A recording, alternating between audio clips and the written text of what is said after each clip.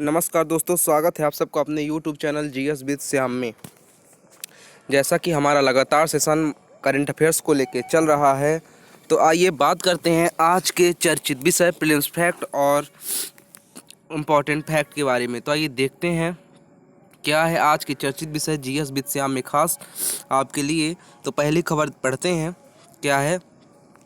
हाल ही में सर्वोच्च न्यायालय ने भारत चीन सीमा की ओर जाने वाली चार धाम परियोजना के तहत सड़क के किनारे विस्तार के सेना के अनुरोध के संदर्भ में पर्यावरण संबंधी मुद्दों के साथ राष्ट्रीय सुरक्षा चिंताओं को संतुलित करने की आवश्यकता की बात कही है ना।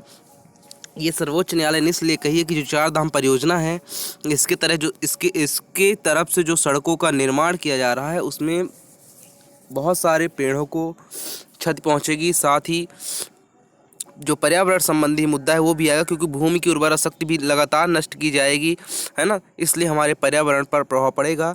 यह अनुरोध चीन द्वारा सीमा पार किए जा रहे निर्माण के संदर्भ में आया है। हालांकि पर्यावरण संबंधी चिंताओं का हवाला देते हुए एक गैर सरकारी संगठन द्वारा सड़कों के विस्तार का विरोध किया गया है।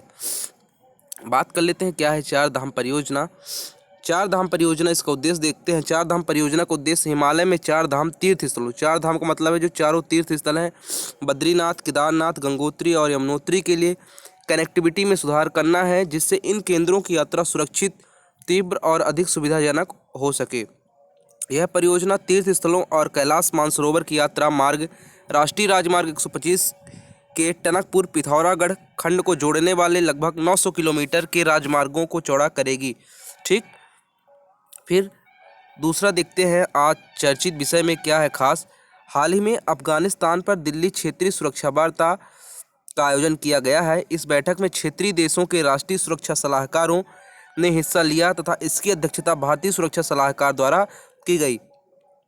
बैठक में अफगान लोगों को तत्काल मानवीय सहायता का आह्वान किया गया और अफगान परिदृश्य पर क्षेत्रीय देशों के मध्य घनिष्ठ सहयोग एवं परामर्श का भी आग्रह किया गया। यह क्षेत्रीय सुरक्षा वार्ता की तीसरी बैठक है। इससे पहले की दो बैठकें वर्ष 2018 और 2019 में ईरान में संपन्न हुई थी। फिर आगे देखते हैं, दूसरा पॉइंट देखते हैं। भारत और स्वीडन ने 26 अक्टूबर 2021 को 8वां नवाचार दिवस मनाया। थीम है इसकी accelerating India Sweden green transition. देखते हैं क्या यह ग्रीन ट्रांजिशन, आगे देख लेते हैं। तो ग्रीन ट्रांजिशन, भारत अपनी पेरिस जलवायु प्रतिबद्धताओं को पूरा करने और इन प्रतिबद्धताओं से और अधिक बेहतर लक्ष्य प्राप्त करने की राह पर है। स्वीडन का उद्देश्य वर्ष 2045 तक नेट जीरो उत्सर्जन के लक्ष्य को प्राप्त करने के पश्चात नकारात्मक शुद्ध उत्सर्जन हासिल करना है। संयुक्त राष्ट्र के नेतृत्व वाले इंडस्ट्री ट्रांजिशन कार्यक्रम में भारत और स्वीडन एक साथ हैं। ये रहा ग्लोबल ट्रांजिशन। तीसरा देखते हैं, हाल ही में खान मंत्रालय ने खनिज के अतिरिक्त रियायत चौथा संशोधन नियम 2021 को अधिसूचित किया है। यह खनिज परमाणु और हाइड्रोकार्बन ऊर्जा खनिज के अलावा रियायत नियम 2016 का संशोधन करेगा। संशोधन की बात करें तो क्या है, देखते हैं संशोधन में। कैप्टिव पट्टों से बिक्री, देखते हैं क्या है। कैप्टिव पट्टों से उत्पादित 50% खनिज की बिक्री के तरीके प्रदान करने के लिए नए नियम जोड़े गए हैं। इस संशोधन से कैप्टिव खानों की खनन क्षमता का अधिक से अधिक उपयोग करके अतिरिक्त खनिजों को बाजार में जारी करने का मार्ग प्रशस्त हुआ है। खनिज का मुद्दा ये लगातार बना हुआ है ना। कैप्टिव खदानें वे हैं जिनका खदानों के स्वामित्व कंपनी द्वारा विशेष उपयोग हेतु कोयले खनिज का उत्पादन किया जाता है, जबकि गैर कैप्टिव खदानें वे हैं जो ईंधन का उत्पादन और बिक्री करती हैं। तो ये रहा कैप्टिव खनिज के बारे में। चौथा टॉपिक बात करते हैं, पोषण अभियान को मजबूत करने के लिए पोषण स्मार्ट गांव नामक एक कार्यक्रम शुरू किया जाएगा। यह भारत की स्वतंत्रता के 75वें वर्ष के उपलक्ष्य में आज़ादी का अमृत महोत्सव का अंग होगा। अगर इसके प्रमुख बिंदु की बात करें तो क्या क्या है इसमें, तो देखते हैं, परिचय की बात करते हैं।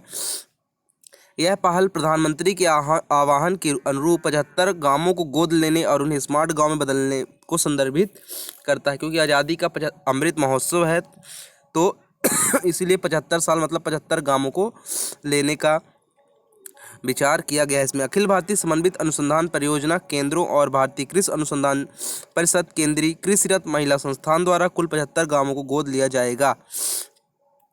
जो विशेष चर्चित में रहे आज की उनको देखते हैं। उनाके ओबब्बा, देखते हैं कौन है। कर्नाटक सरकार ने इस वर्ष 2021 से पूरे राज्य में 11 नवंबर को ओनाके ओवब्बा जयंती के रूप में मनाने का फैसला किया है। देखते हैं क्या है इनके बारे में। ओनाके ओवब्बा के बारे में देखते हैं। ओनाके ओवब्बा एक महिला योद्धा थी जिन्होंने 18वीं शताब्दी में चित्रदुर्ग में एक मूसल कन्नड़ में ओनाके के साथ अकेले ही हैदर अली की सेना में लड़ाई लड़ी थी, है ना। हैदर अली टीपू सुल्तान का अगर आपने नाम सुना है, दक्षिण भारत में मैसूर साम्राज्य के शासक टीपू सुल्तान के पिता हैदर अली ने चित्रदुर्ग किले पर आक्रमण किया, जिस पर 18वीं शताब्दी में मदकरी नायक का शासन था। चित्रदुर्ग किला, जिसे स्थानीय रूप से इलुस्तीना कोटे 7 मंडलों का किला, इस्तुला कोटे यानी मतलब 7 मंडलों का किला के रूप में जाना जाता है, बेंगलोर से 200 किलोमीटर उत्तर पश्चिम में चित्रदुर्ग में स्थित है। ओनाके ओवब्बा सैनिक कहले मुड्डा हनुमा की पत्नी थी जो किले के रक्षक थे, है ना। इसलिए आज के विशेष चर्चित में ये रहे। फिर आगे देखते हैं जनजाति गौरव दिवस 15 नवंबर। केंद्रीय मंत्रिमंडल ने 15 नवंबर को भारत की आज़ादी के 75 साल पूरे होने के जश्न के हिस्से के रूप में बहादुर आदिवासी स्वतंत्रता सेनानियों को सम्मानित करने हेतु 15 नवंबर को जनजाति गौरव दिवस को मंजूरी दी है। प्रमुख बिंदु की बात करते हैं जनजाति गौरव दिवस के बारे में। तो जनजाति गौरव दिवस सांस्कृतिक विरासत के संरक्षण और राष्ट्रीय गौरव, वीरता तथा आतिथ्य के भारतीय मूल्यों को बढ़ावा देने में आदिवासियों के प्रयासों को मान्यता देने हेतु प्रतिवर्ष जनजाति गौरव दिवस का आयोजन किया जाएगा। उन्होंने ब्रिटिश औपनिवेशिक शासन के खिलाफ भारत के विभिन्न क्षेत्रों में आदिवासी आंदोलन किए। ये ओनाके ओवब्बा के बारे में है। इन आदिवासी समुदायों में तामार, संथाल, खासी, भील, मिजो और कोल हैं। ये ओनाके ओवब्बा के बारे में ये तक यहाँ लास्ट में लिख दिए थे, है ना। तो ये रहा आज के हमारा करंट अफेयर्स के कुछ टॉपिक, है ना। ये डे बाय डे चलता है, इसलिए एक दिन से जो चीज़ें इंपॉर्टेंट वही चीज़ें देते हैं। करंट अफेयर्स में तो बहुत सारी चीज़ें आती हैं एक दिन के अंतर्गत, पर जो चीज़ें ज़्यादा से ज़्यादा इंपॉर्टेंट है 5 से 6 फैक्ट जिससे डेली पढ़ें और डेली याद रहे, इसलिए 5 से 6 फैक्ट हम लेते हैं। तो आज के हमारे जीएस विद श्याम में आज का टॉपिक यही रहा। हमारे चैनल को लाइक शेयर और सब्सक्राइब जरूर करें। चैनल पर बने के रहने के लिए बहुत बहुत धन्यवाद। Thank you so much.